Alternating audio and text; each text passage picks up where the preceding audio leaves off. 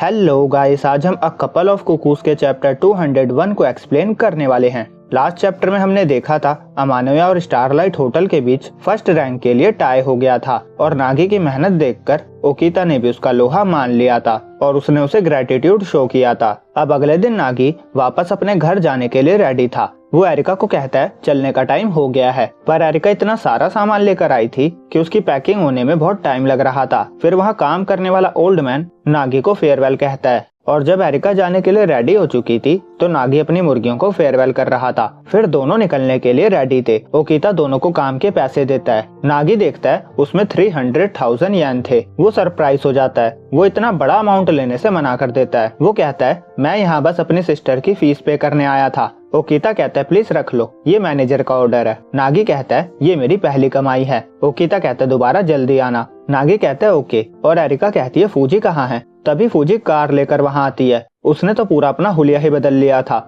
नागी और एरिका उसे पहचान ही नहीं पाते। फूजी कहती है मैं अपने पर्सनल आउटफिट में हूँ, आज मेरी छुट्टी है। एरिका को उसका स्टाइल बहुत पसंद आता है। फूजी बताती है वो मिलिट्री बेस में बड़ी हुई थी और फिर वो एरिका और नागी को ले जाती है और पूरा अमानया उनको फेयरवेल करता है और एरिका फूजी को थैंक्स कहती है। फूजी कहती है मैं भी घर ही जा रही हूँ और वो हाको ने लीव करने से पहले उन्हें घूमने की एडवाइस देती है। वो उन्हें माउंटेन पास पे ड्रॉप करके चली जाती है। नागी और एरिका वोल्केनो देखते हैं और वोल्केनो के पास जो धुआं था वो होटल से उन्हें बादल लगता था। उनकी ये कंफ्यूजन आज दूर हो जाती है। एरिका को वहाँ की स्मेल भी बहुत अच्छी लगती है। वो कहती है वोल्केनो से बहुत सारा स्मोक निकल रहा है, अगर इसकी वजह से हमारी ट्रिप रुक गई तो। पर नागी का ध्यान तो कहीं और ही था। वो वहाँ पे भी पढ़ने में लगा हुआ था।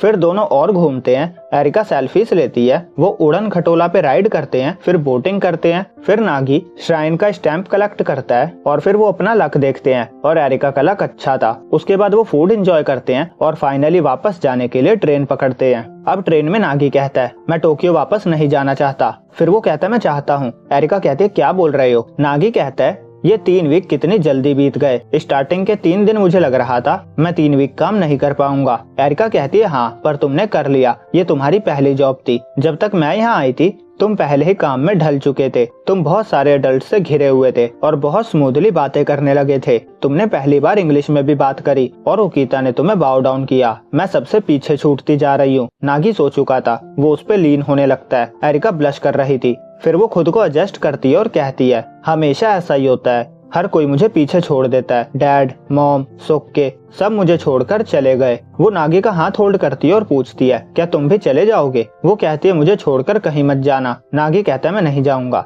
एरिका ब्लश करने लगती है। फिर उसे रियलाइज होता है वो नींद में बड़बड़ा रहा था। वो कहती है बेवकूफ कहीं का। और यहीं पे ये चैप्टर एंड होता है। तो वीडियो अच्छी लगी हो तो लाइक और चैनल को सब्सक्राइब करना ना भूले।